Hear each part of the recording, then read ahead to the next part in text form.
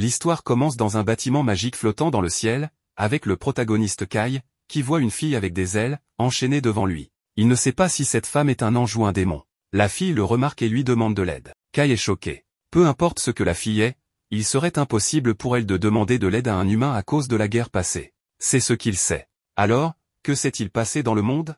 Quelques jours plus tôt, Kai est toujours le même perdant, faisant son travail et surveillant la pyramide devant lui. Dans ce monde, il y a 5 races, la race démoniaque qui utilise le mana, la race des dieux sauvages qui comprend les anges et les elfes, la race des esprits qui a des corps fantomatiques, la race des bêtes fantastiques composée de grandes créatures, y compris les dragons, les humains. Ces races étaient impliquées dans une guerre appelée la Grande Guerre des 5 races que les humains ont remportée. Maintenant, ils doivent empêcher une autre guerre de se produire. C'est pourquoi le pays de Kai, la fédération d'Urza, surveille la crypte, la pyramide devant lui où les démons sont scellés. Après 5 minutes d'observation de la crypte, Kai retourne auprès de ses amis Saki et Aslan qui l'attendent dans leur véhicule. Leur agence, l'agence de protection de l'humanité, est chargée de s'assurer qu'aucun démon ne s'échappe de la crypte. Aslan trouve étrange que Kai prenne son travail trop au sérieux alors qu'il n'y a jamais eu de fuite en 100 ans. Cependant, Kai souligne que les autres gardiens de la crypte dans les 3 autres cryptes où sont contenues les autres races travaillent sûrement dur eux aussi. Saki insiste sur le fait que le monde est déjà en paix, mais Kai ne veut toujours pas baisser sa garde. Plus tard, dans leur ville de Vishar, dans leur quartier général, Kai passe la journée à s'entraîner au combat contre des créatures de type bête fantastique. Il évite leurs énormes pieds et les frappe avec ses coudes. Cependant, quand le dragon se rapproche pour le combattre, Saki voit cela et éteint rapidement la machine. Elle réprimande alors Kai pour être si imprudent à l'entraînement, mais Kai argue que cela ne signifiera rien s'il ne se pousse pas au-delà de ses limites. L'objectif de Kai est de devenir comme le prophète Sid, le héros de l'humanité dans la Grande Guerre passée. Il est celui qui a vaincu les 4 autres héros, l'impératrice noire Vanessa de la race démoniaque, le maître des anges Alfreya, la souveraine des esprits Rikujan Kyoko, et l'empereur des Crocs-Rétiais. Sid les a tous vaincus avec l'épée que lui a donnée la déesse de la prophétie, Azura Soraka. Après leur discussion, Saki s'approche d'Aslan qui est toujours allongé là où le dragon l'a frappé pendant l'entraînement. Saki demande ensuite aux 2 garçons quel est leur cadeau pour leur autre ami Jean qui obtient une promotion. Malgré ses 17 ans, Jean est déjà promu à leur siège social dans la capitale, Urza. En tant que camarade de promotion, Saki insiste pour qu'il lui offre un cadeau spécial. Pendant ce temps, Kai est distrait par un message de Jean.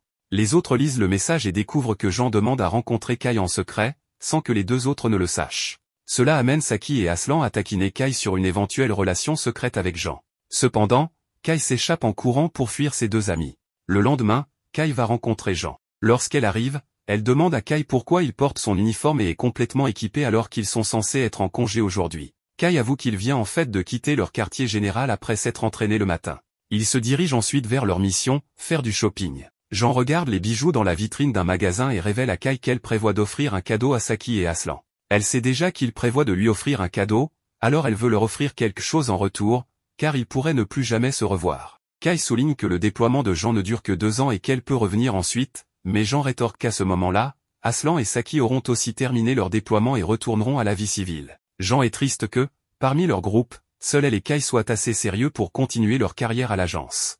Kai remonte le moral de Jean en lui rappelant que son objectif est toujours de surpasser son père, le chef du quartier général d'Urza. Après cela, ils reprennent leur shopping, vérifiant de nouveaux sacs, la mode, et partageant un repas ensemble. Après avoir acheté tout ce dont ils ont besoin, Jean remercie Kai de l'avoir accompagné. En attendant pour traverser la rue, ils commencent à parler de leur passé. Enfant, Kai est tombé accidentellement dans une crypte de démons. À ce moment-là, il avait l'impression de tomber dans un puits de ténèbres entouré de démons, mais il a vu une épée brillante qui ressemblait étrangement à l'épée de Sid. Quand il est revenu et a raconté ce qui s'était passé, personne ne l'a cru. C'est à ce moment-là que Kai a décidé qu'il devait garder la crypte. Jean change alors de sujet et demande à Kai ce qu'il pense de l'avenir. Kai est confus car ils ont déjà parlé du retour de Jean après 2 ans, mais Jean clarifie qu'elle pense à plus long terme. Elle s'arrête de marcher et sourit à Kai. Elle était sur le point de lui poser une question lorsque Kai remarque que tout autour de lui commence soudainement à se brouiller. Il essaie de tendre la main vers Jean, mais une voix désincarnée en arrière-plan annonce que la renaissance du monde commence. Tout devient noir. En un clin d'œil, le monde autour de Kai se transforme en un lieu post-apocalyptique. Jean et les autres humains disparaissent, laissant Kai se demander comment il s'est retrouvé ici. Soudain, il entend un bruit derrière lui et, en se retournant, il voit un démon ailé gigantesque sortir et lancer une attaque magique contre Kai, le détectant comme un humain. Kai se défend de l'attaque magique en utilisant sa valise comme bouclier et s'équipe rapidement de son pistolet épée, spécialisé dans les combats rapprochés et à distance. Il tire une balle annulant la magie sur le cercle de lancement du démon, dispersant ainsi sa magie. Cela fait réaliser au démon que cet humain pourrait s'avérer dangereux, il lance alors sa prochaine attaque magique sous Kai pour le surprendre. Cependant, avec ses mouvements rapides, Kai évite cette attaque et charge directement vers le démon. Il frappe d'abord le démon avec son épée, puis tire plusieurs coups de feu qui enflamment le démon. Avec cette série de mouvements, Kai vainc le démon et devient fier de lui-même car c'était son premier vrai combat en dehors des simulations d'entraînement. La balle que Kai a utilisée pour enflammer le démon est appelée la décharge draconique, qui réplique le souffle de feu d'une bête fantastique, ce qui explique son efficacité contre le démon. Kai commence à croire en sa capacité à affronter seul les démons, mais sa confiance s'effondre lorsqu'un autre démon apparaît devant lui demandant comment un simple humain comme lui a pu battre un démon. Kai demande au démon comment il parle si bien la langue humaine, et le démon explique qu'il a appris la langue uniquement pour donner des ordres aux humains, révélant que dans ce monde, les démons ont réduit en esclavage les survivants humains. Ce démon ne veut pas que Kai devienne son esclave car il réalise que Kai est un individu dangereux, alors il lance un cercle magique pour éradiquer cette nuisance.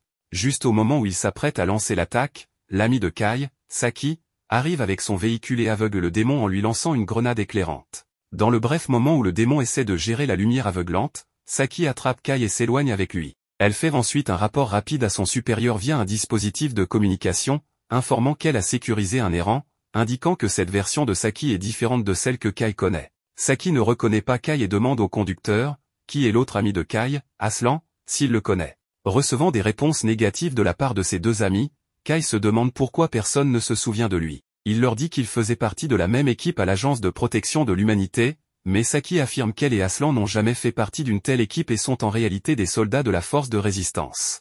Kai ne connaît pas la force de résistance et demande à Saki de quoi il s'agit. Elle trouve incroyable que ce gars qui est apparu de nulle part n'ait aucune idée de la force de résistance et elle est encore plus étonnée lorsque Kai prétend ne rien savoir de ce monde. Aslan suppose que Kai souffre d'une perte de mémoire, alors il lui parle de ce monde, évoquant la grande guerre des 5 races où la race humaine a fini par perdre il y a 30 ans. En conséquence, les territoires de la race humaine ont été envahis par les 4 autres races et la plupart des humains survivants ont été réduits en esclavage, tandis que les quelques restants ont rejoint la résistance pour lutter pour leur liberté. Aslan et Saki emmènent Kai à leur base secrète où Aslan lui en dit plus sur ce monde. Apparemment, les 4 autres races sont toujours en guerre les unes contre les autres et se battent actuellement pour plus de territoire. La race démoniaque a capturé la majeure partie du territoire humain, les obligeant à abandonner leur foyer et à fuir pour sauver leur vie. Mais la force de résistance a tout de même créé son propre espace de vie souterrain, une ville paisible avec un faux ciel appelé Néovial, dirigée par la force de résistance. Cela rend Kai triste d'apprendre une telle nouvelle dévastatrice, alors il demande à Aslan pourquoi exactement les humains ont perdu la Grande Guerre. Selon ce que disent Aslan et Saki, les humains dans ce monde ne croient pas avoir ce qu'il faut pour vaincre les démons, et c'est pourquoi ils ont perdu. Dans le monde d'origine de Kai, il y avait un héros de l'humanité appelé Prophète Sid qui a gagné la guerre pour les humains, mais le prophète Sid n'existe pas dans ce monde. Aslan mentionne qu'il existe de nombreuses villes comme cette ville souterraine située autour du monde, cachée aux yeux de la race démoniaque, et toutes sont dirigées par les commandants de la force de résistance. Le commandant de la force de résistance n'est autre que Jean, dont la vue fait tomber Kai amoureux une fois de plus. Jean vient voir Aslan et Saki avec ses forces, les remerciant pour leur service comme toujours. Elle voit un nouveau gars derrière elle et apprend de Saki qu'il a été trouvé à la surface avec ses souvenirs disparus. Jean fait confiance à Aslan et Saki pour pouvoir aider Kai seul, alors elle les quitte, mais Kai l'arrête en lui demandant si elle ne se souvient pas qu'ils sont allés faire du shopping il y a quelques minutes. Il mentionne également que Jean cherchait un cadeau pour Saki et Aslan avant de partir Urzak, mais Jean ne se souvient de rien et suppose que ce gars a perdu la tête, alors elle s'en va. Pourtant, Kai continue de prétendre qu'il la connaît et mentionne son rêve de surpasser son père en lui demandant pourquoi elle fait semblant d'être un homme. Le subordonné de Jean, Farline, arrête Kai pour qu'il n'insulte plus son leader et lui dit de se ressaisir avant de partir. Aslan et Saki disent également à Kai d'arrêter s'il ne veut pas être puni et le ramènent chez eux pour qu'il puisse se reposer correctement et clarifier ses pensées. Plus tard dans la nuit, Kai lit l'histoire de ce monde mais ne trouve aucun enregistrement de lui ou du prophète Sid, se demandant pourquoi aucun d'eux n'existe ici. Il parcourt les pages des archives du monde et découvre que la crypte utilisée pour sceller les autres races existe toujours. Le lendemain,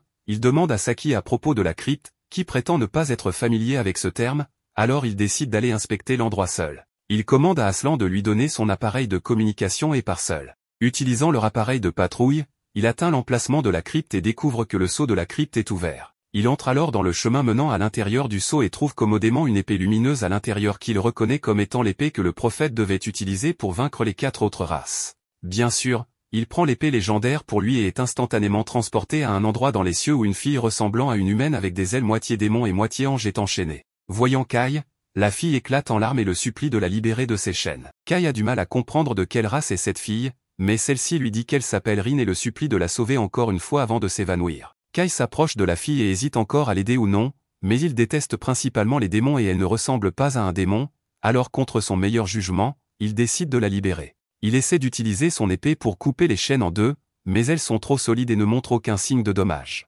Kai essaie d'utiliser ses balles, mais cela ne suffit même pas à retirer les chaînes. Il ne sait plus quoi faire puisqu'il n'a pas d'autres armes sur lui, mais il se rappelle alors qu'il a encore cette épée spéciale. Il essaie de se souvenir de son nom et prononce les mots Code Holder à haute voix.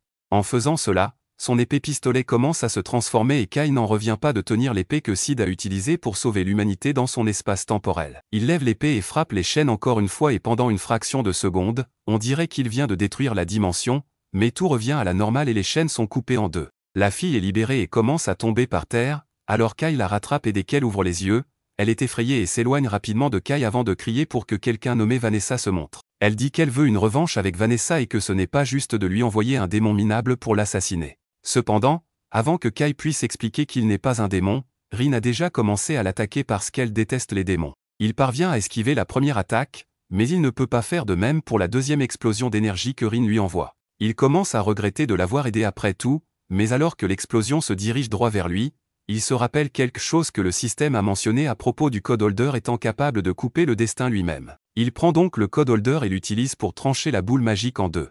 La magie disparaît à la grande surprise de Kai et Rin n'en revient pas non plus car un simple démon ne serait jamais capable de bloquer son attaque. Kai lui dit enfin qu'il n'est pas un démon et qu'il n'a aucune idée d'où elle a eu cette idée puisqu'il n'a ni elle ni qu'eux, donc il est clairement humain.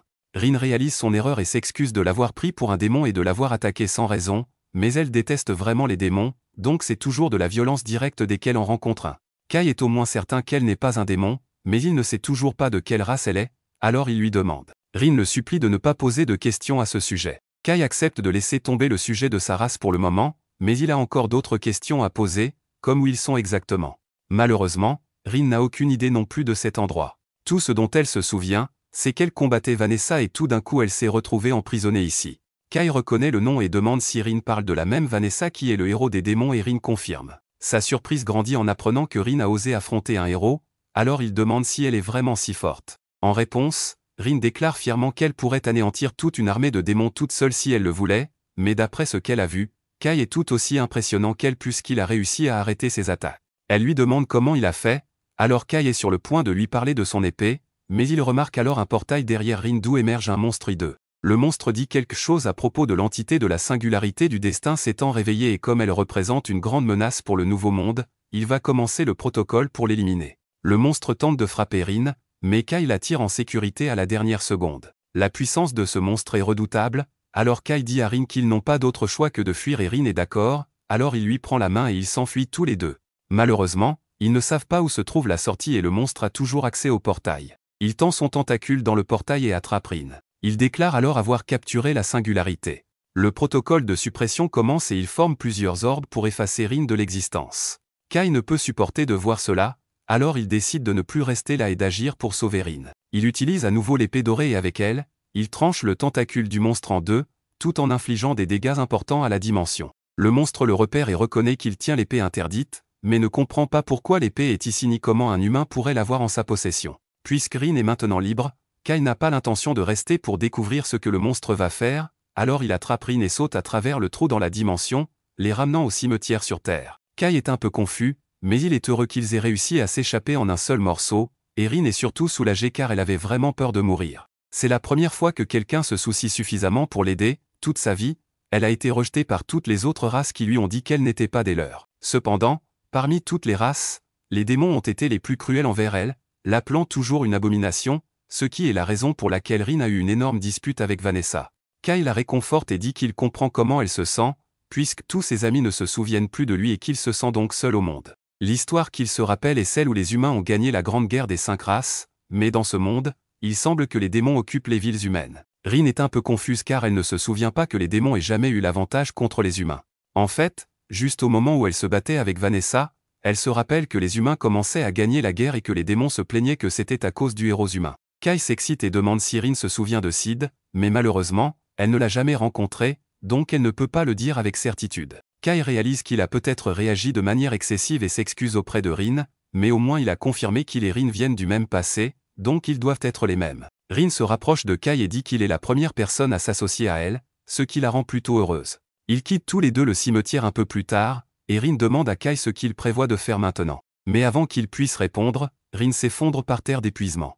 Kai est inquiet et suppose que c'est à cause de l'attaque qu'elle a subie plus tôt, alors il l'aide à se relever et dit qu'il prévoit de retourner en ville puisqu'il n'a nulle part où aller. Il l'invitait à rester avec lui pendant qu'il est là. Rin est hésitante à accepter car elle dit qu'elle ne veut pas aller dans une ville humaine. Kai demande pourquoi et elle lui explique qu'elle ne peut pas faire confiance aux autres personnes. Kai est la seule personne en qui elle est prête à avoir confiance, puisqu'il l'a sauvée. Il lui dit qu'elle devrait lui faire confiance pour la garder en sécurité et lui demande de nouveau de venir avec lui. Elle est toujours libre de partir si elle se sent mal à l'aise là-bas. Rin accepte finalement de venir avec lui. De retour dans sa chambre, Kai est allongé sur son lit pendant que Rin prend une douche. Il est absolument épuisé par le trajet de retour. Rin n'avait jamais été dans une voiture auparavant, alors elle paniquait tout le temps et a failli provoquer plusieurs accidents. Heureusement, elle a pu cacher ses ailes, donc une fois arrivée, personne ne pouvait deviner qu'elle était un démon, mais elle attire toujours beaucoup l'attention avec son comportement étrange. Elle a même tenté de se battre avec des gens en utilisant la magie à un moment donné, alors Kai a dû la retenir, mais il comprend pourquoi elle est si prudente, étant donné qu'elle est entourée de personnes qu'elle ne connaît pas. Kai dirige alors son attention vers son épée, qu'il n'a même pas remarqué lorsqu'elle est redevenue normale. Il la prend et est sur le point de dire Code Holder pour voir si elle se transforme à nouveau. Mais avant qu'il puisse le faire, Rin sort en courant de la douche et lui demande de l'aider, car elle ne parvient pas à éteindre l'eau. Kai lui dit qu'il va l'aider, mais pour l'instant, il ne peut pas la regarder puisqu'elle est sans vêtements. Une fois la douche éteinte, Rin s'est habillée et dit à Kai qu'elle trouve injuste que les humains aient toutes les bonnes choses, même avec l'état de la société humaine. Ils ont encore de l'eau chaude pour se doucher, tandis que Rin devait se laver sous une cascade, et les humains ont aussi des lits si confortables, alors que tout est détruit en surface. Elle réalise que Kai ne plaisantait pas quand il disait que la ville avait été occupée par des démons. Kai était sceptique au début, mais rencontrer Rin confirme qu'il n'est pas fou, donc il sait maintenant avec certitude qu'ils sont dans un monde où les résultats de la Grande Guerre des races ont été modifiés. L'histoire correcte est celle aussi d'est devenu le héros des humains, mais dans cette réalité, il n'a jamais existé pour une raison quelconque. Rin suggère qu'ils doivent simplement échapper à cette réalité et revenir à l'ancienne, et c'est effectivement une solution à leurs problèmes, mais Kai ne sait pas s'il y a vraiment un moyen de le faire. Ils vont se coucher après cela, mais tard dans la nuit, Rin se réveille en sursaut et prévient Kai qu'elle sent une magie puissante, ce qui signifie que les démons attaquent à l'extérieur. Les démons ont déchiré le plafond de la ville et commencent à semer le chaos. Kai savait déjà que l'humanité était foutue dans cette réalité, mais il ne réalisait pas que les humains étaient aussi impuissants face aux démons, et il n'y a pas de héros pour les sauver non plus. Kai décide donc qu'il doit se lever et prendre la place de Sid pour le bien de l'humanité. Les unités de défense commencent à tirer des balles sur les démons, mais ils savent déjà que de petites balles ne serviront à rien, donc Saki se précipite pour aller chercher la mitrailleuse. Cependant, avant qu'elle puisse l'atteindre, un démon apparaît derrière elle et s'apprête à lancer un sort. Mais au dernier moment, Kai intervient pour la sauver et envoie le démon au sol. Il dit à Saki qu'elle devrait utiliser de l'eau contre les démons, car si leur corps l'absorbe, ils deviendront trop lourds pour voler, et une fois qu'ils sont cloués au sol, elle devrait les attaquer avec des grenades. Juste à ce moment-là, Kai mime Aslan se transformant en pierre par un démon, donc il tire une balle anti-magie pour interrompre le sort et sauver sa vie. Le démon se tourne alors vers Kai et essaie de le maintenir, tandis qu'un autre démon arrive par derrière pour l'attaquer. Cependant, Kai se dérobe et repousse le premier démon tandis que Rin fait exploser le second. Après cela, Kai remercie Rin pour son aide et la félicite pour sa force, mais même avec sa grande puissance, il n'est pas sûr qu'il puisse sauver la ville seul. Aslan et Saki arrivent en courant vers Kai et lui demandent comment il parvient à détruire la magie avec des balles et à envoyer les démons au sol avec ses poings. Kai leur explique qu'il vient d'un monde où l'humanité a gagné la guerre des races et que sa technique de combat, ainsi que ses balles spéciales, proviennent de ce monde. Saki et Aslan ont encore du mal à croire que Kai est sérieux au sujet de l'existence d'une chronologie alternative, mais avant qu'ils ne puissent poser plus de questions, Aslan reçoit un message l'informant que 2 éclaireurs démons ont réussi à s'échapper. S'ils rapportent la localisation de cette ville souterraine à leur chef, une armée entière de démons va arriver et tuer tous les derniers humains. Aslan dit qu'il doit signaler cela au quartier général de l'armée rebelle, et Saki demande à Kai de les rejoindre pour s'y rendre, car sa force en fait un atout précieux et Jean sera sûrement heureux de l'accueillir. Kai accepte de les rejoindre, et ils se dirigent tous vers le quartier général situé dans l'ancienne capitale royale. Le lieu a été détruit il y a des années, mais c'est précisément pour cette raison qu'ils ont choisi de construire leur quartier général là-bas, car les démons ne penseraient pas à les chercher. Celui qui a suggéré l'emplacement était le père de Jean, mais il a pris sa retraite en tant que chef de l'armée rebelle il y a 2 ans à cause d'une blessure, alors Jean a pris sa place. Ils arrivent bientôt au QG, et Kai ainsi que Rin sont amenés à rencontrer Jean. Elle a déjà reçu les rapports d'Ashran et lui demande de lui parler de cette chronologie alternative qu'il a mentionnée plus tôt. Kai lui explique tout ce qu'il sait, mais les autres responsables présents l'accusent de mentir pour avoir osé faire une telle déclaration. Cependant, Kai mentionne qu'il était ami d'enfance avec Jean dans la chronologie précédente et comment elle a toujours voulu être comme Augégère. Entendre ces noms attire l'attention de Jean, mais elle ne dit rien pour l'instant et décide de conclure la réunion pour aujourd'hui. Plus tard dans la nuit, Jean demande à rencontrer Kai et il semble qu'elle soit un peu plus ouverte à l'idée que Kai pourrait dire la vérité, puisque très peu de personnes dans ce monde savent qu'elle est une femme et que les noms Augégure étaient les surnoms de son père et de son grand-père. Cependant, cela ne signifie pas qu'elle croit tout ce qu'il a dit, mais ses compétences en combat et ses connaissances valent la peine de s'y fier. Elle parle à Kai d'un plan pour coordonner les autres villes humaines et repousser les démons qui viendront envahir Néo-Vichar, mais Rin pense que ce n'est pas une bonne idée, car cela ne ferait que provoquer de plus en plus d'attaques de démons au fil du temps. De plus, si un démon de haut rang apparaissait, tout le plan échouerait instantanément. Jean est consciente que c'est un plan risqué, mais elle ne peut penser à rien de mieux pour protéger les foyers des humains survivants. C'est alors que Kai suggère qu'ils n'ont besoin de s'attaquer qu'à un seul démon pour résoudre le problème, et c'est le héros des démons, Vanessa. Jean trouve fou d'envisager d'attaquer un démon aussi puissant que Vanessa, mais Kai est convaincu que le Code Holder pourra fonctionner contre elle. Il dit donc que lui et Rin seront ceux qui défieront Vanessa. Les démons sont plus concentrés sur le combat contre les autres races, donc la plupart de leurs forces ne seront pas aux côtés de Vanessa. Tout ce que Kai a besoin, c'est que Jean et ses forces repoussent le reste des démons pendant qu'il engage Vanessa. Une fois que Jean accepte, il commence immédiatement les préparatifs pour reprendre la Fédération Urza. Alors que les préparatifs de l'attaque touchent à leur fin, Rin réfléchit à sa haine pour les démons parce qu'ils sont trompeurs, pour les esprits parce qu'ils sont bizarres, pour les bêtes mythiques parce qu'elles sont barbares, pour les célestes parce qu'ils sont têtus et pour les humains parce qu'ils sont faibles. Mais par-dessus tout, elle se hait elle-même pour être un mélange de tous ces éléments. Néanmoins, elle reconnaît que Kai ne l'a jamais crainte, l'embrassant même, une chose qu'elle n'avait jamais vécue auparavant, étant habituée à recevoir de la haine. Pour cette raison, Rin souhaite profondément que cet humain ne meure pas. Alors que les véhicules de combat partent, l'armée rebelle de la Fédération Urza se dirige vers le palais du gouvernement par un passage souterrain pour lancer leur offensive. Pendant que le groupe principal doit occuper les démons, Saki et son équipe doivent libérer les captifs dans le sous-sol et éliminer Vanessa, au sommet de la hiérarchie. Jean donne les ordres et Saki voit en son leader la chance que la victoire soit réelle. Sa seule préoccupation est le fait qu'elle sera dans le groupe affrontant directement l'héroïne démoniaque. Dans un élan spontané, elle se demande si les 4 membres dans le véhicule blindé seront capables de mener à bien une mission si difficile. Kai souligne que la priorité est d'atteindre Vanessa le plus rapidement possible et de tenir jusqu'à l'arrivée des renforts, pas de prendre d'assaut le palais comme Rambo et d'éliminer le chef ennemi avec un arc et des flèches. De plus, Kai a déjà démontré sa force lors du conflit précédent et ne fait confiance qu'à Saki et Aslan pour l'accompagner dans cette mission. Saki ne semble pas plus calme en entendant cela, alors Rin lui tapote la tête pour essayer de faire la différence. Surprise, Saki se calme. L'entité fait remarquer qu'elle est aussi suffisamment puissante pour affronter les forces ennemies, bien que Vanessa soit une adversaire redoutable. Si l'impératrice des ténèbres insiste pour ne pas mourir, Rin est prête à s'auto-détruire et à emmener le démon avec elle. Malheureusement, cette dernière partie ne semble pas avoir calmé Saki non plus.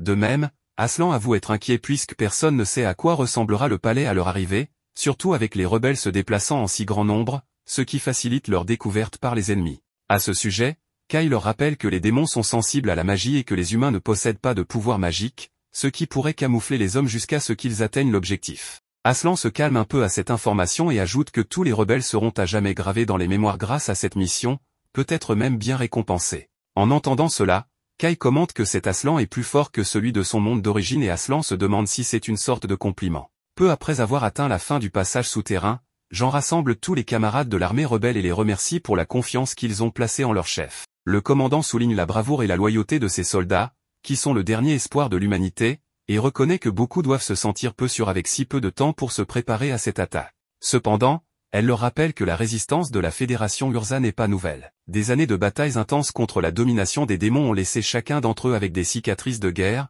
preuve que seuls des soldats aguerris sont en première ligne. Cet esprit endurci est la clé pour libérer les humains des griffes des ténèbres. Cela dit, les soldats lèvent leurs armes et poussent un cri de guerre. Après avoir fait exploser la sortie du passage souterrain, ils atteignent la surface et voient le palais du gouvernement entouré de forces démoniaques. Le premier acte de défense est d'invoquer un sort de gel, mais Kai connaît cette capacité et la dissipe avec succès. Puis il tire sur le démon et s'approche suffisamment pour déchirer sa peau avec son épée. Enfin, un tir explose l'ennemi. Dès que le premier démon est abattu, d'autres émergent pour protéger le palais, alors le joyau de la Fédération Urza tire une balle de foudre pour en éliminer plusieurs à la fois. Incrédule devant ce qu'il a vu, Aslan se demande si c'est Kai qui est responsable de ce massacre. Ce dernier explique qu'il a utilisé des munitions à effet de zone produites dans son monde. Ensuite, l'étranger mystérieux demande à Rin de ressentir la présence de Vanessa, et dès que l'entité indique l'emplacement possible de l'impératrice des ténèbres, Kai annonce qu'il commencera la recherche à partir du dernier étage du côté nord pour éviter d'attirer trop d'attention. Jean prévoit d'envahir le palais en utilisant les escaliers de secours du côté sud avec son équipe, tandis que le groupe 1 montera la garde à l'entrée pour empêcher les démons de pénétrer dans le bâtiment. Le groupe 2 sera responsable du sauvetage des prisonniers dans le sous-sol. Pendant l'invasion du bâtiment, Falin trouve étrange que Kai affirme que la balle de foudre est un projectile alors qu'il n'a même pas appuyé sur la détente, mais la question est abandonnée car l'objectif demande toute l'attention des combattants. En montant les escaliers, Rin identifie un diablotin, une race de petits démons qui invoquent des démons de grande taille. Sans délai, une énorme créature apparaît dans l'escalier et attrape un des rebelles, mais Falin est plus rapide et coupe les doigts de la bête. Après cela, elle ordonne à tout le monde de continuer à monter pendant qu'elle retient le démon.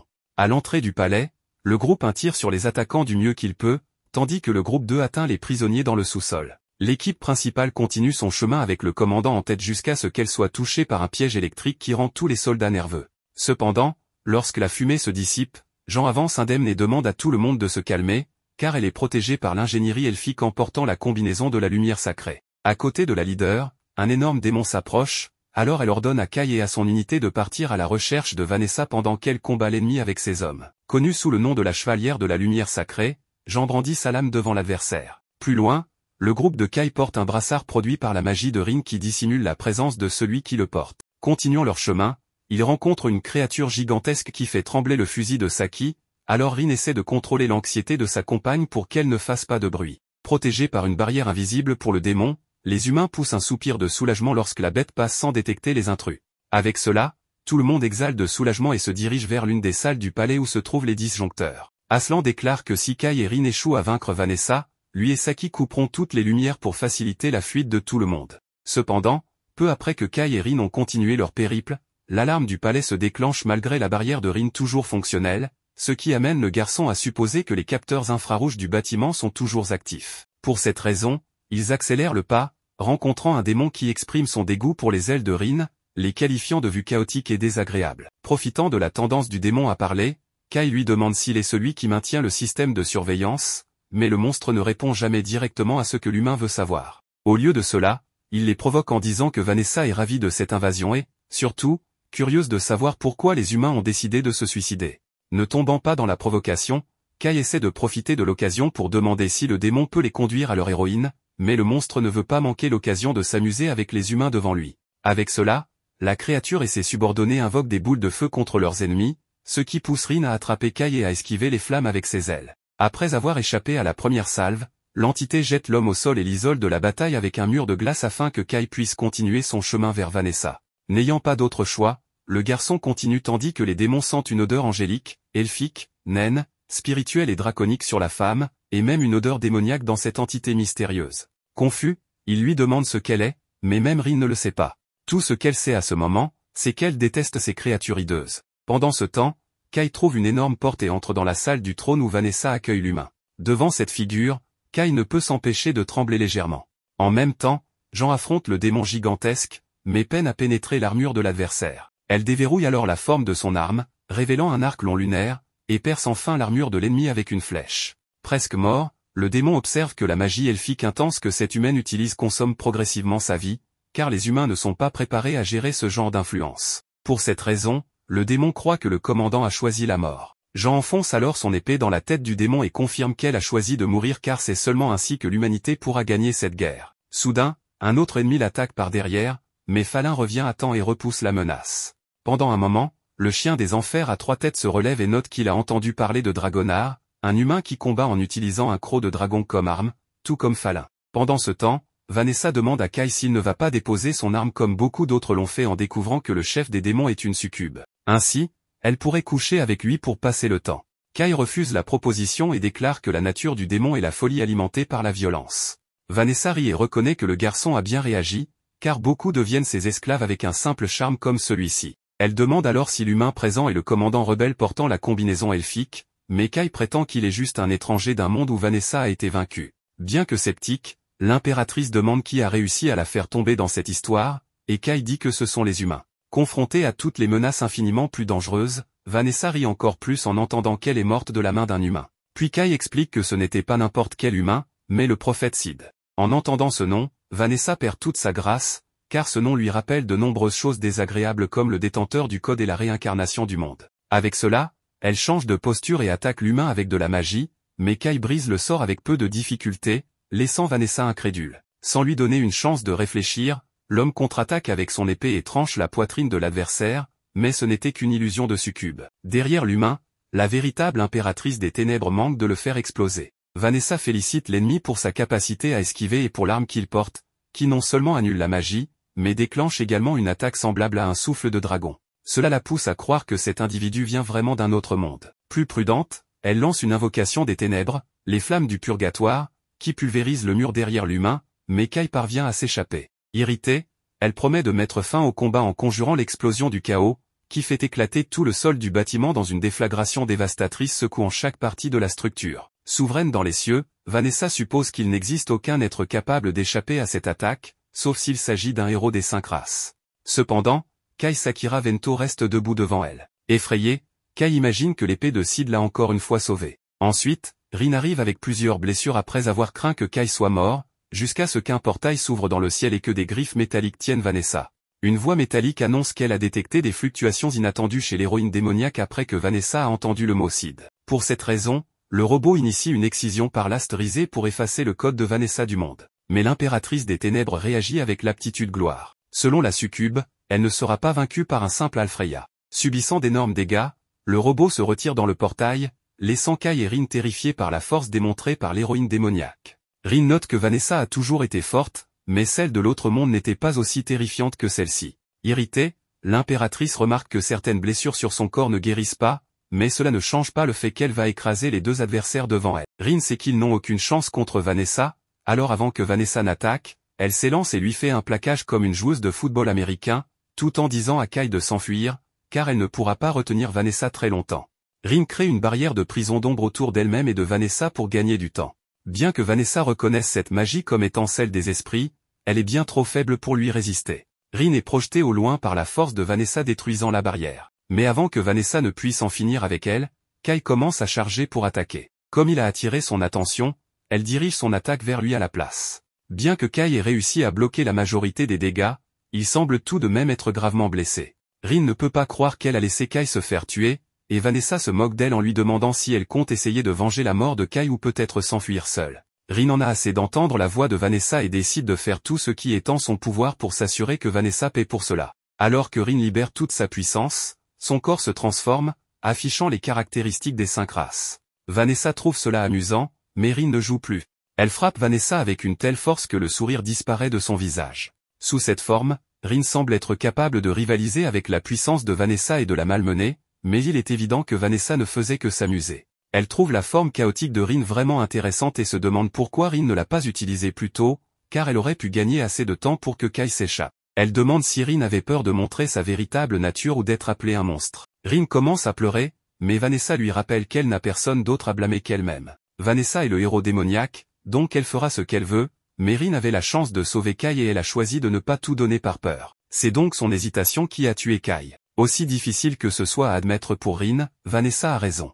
C'est sa faute si Kai est mort, mais cela n'a plus d'importance maintenant. Rien de ce qu'elle fait ne pourra ramener Kai à la vie, alors pour l'instant, elle veut juste mourir et emmener Vanessa avec elle. Elle attrape la main de Vanessa pour lui lancer une malédiction, et avant que Vanessa ne réalise ce qui se passe, des gouttelettes commencent à couler de sa peau. Ces gouttelettes de sang sont la force vitale de Vanessa, et aucune défense ou résistance ne peut les arrêter. Les gouttes continueront de tomber jusqu'à ce que Vanessa et Rin meurent toutes les deux. Dans des circonstances normales, cela signifierait échec et mat pour Vanessa, mais elle avait encore un dernier tour dans sa manche.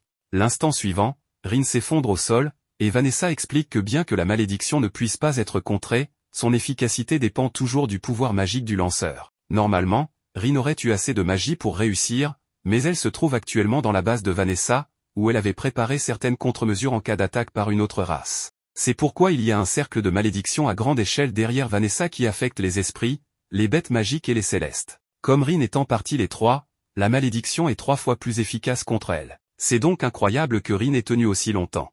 Rin ne peut même plus venger Kai comme elle le voulait, alors elle reste là, disant qu'elle est désolée de ne pas avoir été utile pour lui. Vanessa est exaspérée par la piteuse démonstration de Rin et se prépare à en finir avec une dernière attaque. Cependant, avant que Rin ne soit tuée, l'attaque est déviée par Kai, qui est en fait encore en vie. Il dit à Rin qu'elle n'a rien à regretter et qu'elle a été incroyablement utile pour lui, car son combat contre Vanessa lui a permis de reprendre conscience. Rin a du mal à croire que Kai est vivant, et Vanessa aussi. Elle lui demande comment il a réussi à survivre à cette attaque, car aucun humain ne devrait être en vie après cela. Kai se souvient avoir utilisé le code holder pour se défendre contre l'attaque, ce qui fait que c'est la deuxième fois que le code holder lui sauve la vie dans ce combat. Cependant, il ne dit rien à Vanessa et se met simplement en position pour l'affronter. Vanessa se sent insultée que Kai ose la défier, alors elle lui rappelle qu'il n'est rien de plus qu'un déchet qui a survécu à son attaque par chance. Sa dernière attaque l'a laissé au bord de la mort et la seule raison pour laquelle elle n'a pas pu le finir, c'est parce que Rin la tenait occupée. Kai répond que la raison pour laquelle il est si déterminé à gagner, c'est parce que Rin a risqué sa vie pour lui, donc il va faire de même pour elle. Vanessa est maintenant intriguée et demande à Kai s'il a un plan en tête pour la vaincre, car elle aimerait beaucoup voir ce qu'il a prévu. Les humains ne cessent de lui dire qu'ils vont lui montrer ce que le potentiel humain peut faire, mais pas une seule fois elle n'a été impressionnée par un humain. Le héros des esprits, le héros céleste et le héros des bêtes sont tous des nuisances qui se mettent en travers de son chemin, mais au moins elle peut les respecter pour leur puissance. Cependant, en ce qui concerne les humains, il n'y a personne parmi eux qu'elle puisse respecter, à moins que Kai ne prétende être assez fort pour être le héros de l'humanité. Kai lui dit qu'il n'a pas l'intention de devenir le héros de l'humanité, mais qu'elle lui a demandé de lui montrer le potentiel d'un humain, alors il va lui montrer à quel point un humain peut être puissant. À partir de ce moment, il affrontera Vanessa en tant que représentant de l'humanité. Bien que Vanessa ne puisse imaginer rien qu'il puisse faire pour la battre, elle décide de le prendre au sérieux. Elle utilise donc sa magie pour invoquer une mini-météorite afin d'écraser Kai. Cependant, Kai parvient facilement à la trancher en morceaux grâce au code holder. Vanessa est impressionnée que Kai puisse trancher sa magie si facilement, mais elle est encore loin d'avoir fini, alors elle commence à lancer des centaines de sorts de flammes infernales. Pendant qu'elle fait cela, Kai appelle Ashran et lui dit de couper l'alimentation immédiatement, ce qui éteint toutes les lumières du bâtiment. Vanessa réalise qu'elle ne peut plus voir, même si elle a une flamme littérale sur son épaule. Et comme Kai n'a pas de magie, elle ne pourra pas non plus le détecter. Cependant, même si l'humain n'a pas de magie, l'épée est pleine d'énergie magique, alors elle vise l'épée avec son attaque de flammes infernales. Mais lorsque la poussière retombe, elle est choquée de découvrir que c'est Rin qui tenait le code holder et que Kai est déjà derrière elle. À partir de là, toutes les années d'entraînement de Kai prennent enfin tout leur sens. Il immobilise Vanessa avec une clé de combat et demande à Rin de lui lancer son épée pour qu'il puisse achever Vanessa. La seule chose que Vanessa dit alors qu'elle est sur le point d'être tranchée est « je suppose que j'ai perdu ». Alors que Vanessa tombe à genoux, son corps commence à se désintégrer à cause des dommages qu'elle a subis. Rin et Kai peuvent dire qu'il y a quelque chose qui ne va pas avec Vanessa, et c'est à ce moment-là que les souvenirs de Vanessa lui reviennent enfin. Elle se rappelle maintenant tout ce qui concerne Sid et la réincarnation du monde. Elle n'arrive pas à croire qu'elle se soit laissée piéger alors que Sid l'avait prévenu que quelque chose comme ça arriverait. Après avoir entendu que Vanessa connaît Sid, Kai commence à lui demander de lui dire tout ce qu'elle sait. Elle raconte à Kai un phénomène que Sid appelait la réincarnation du monde. Quelqu'un a provoqué cette réincarnation et modifié le cours de l'histoire. Kai doit trouver cette personne, car ce doit être l'un des 3 autres héros. Sid avait prévu la réincarnation du monde, c'est pourquoi il avait confié son épée à Vanessa pour s'assurer qu'elle ne soit pas volée par l'ennemi. C'est la seule et unique clé pour corriger les altérations apportées à ce monde. Kai demande pourquoi Vanessa et Sid travailleraient ensemble alors qu'ils sont censés être ennemis. Vanessa explique que bien qu'elle ait combattu Sid une fois, Sid a gagné son respect en tant que combattant puissant et ils ont travaillé ensemble. Il y a beaucoup de choses sur la réalité précédente que Kai ne sait pas. Vanessa le met donc en garde contre le zéro code, car c'est une magie extrêmement difficile à gérer. À part cela, elle dit à Kai qu'il s'est bien battu contre elle et qu'elle a été vraiment impressionnée par lui, de son plan pour utiliser l'obscurité à son courage et ses compétences en combat. Elle est maintenant sûre que c'est ce que Kai entendait par esprit humain, mais elle se sent encore incroyablement frustrée d'avoir perdu contre lui de cette manière. Elle ne peut pas trouver d'excuses, mais elle adorerait affronter Kai à nouveau. Elle lui dit donc que s'ils se rencontrent de nouveau, elle va s'amuser beaucoup plus avec lui. Kai est à court de mots après ce que Vanessa vient de lui dire, mais l'épuisement du combat le rattrape bientôt, et il finit par tomber à genoux.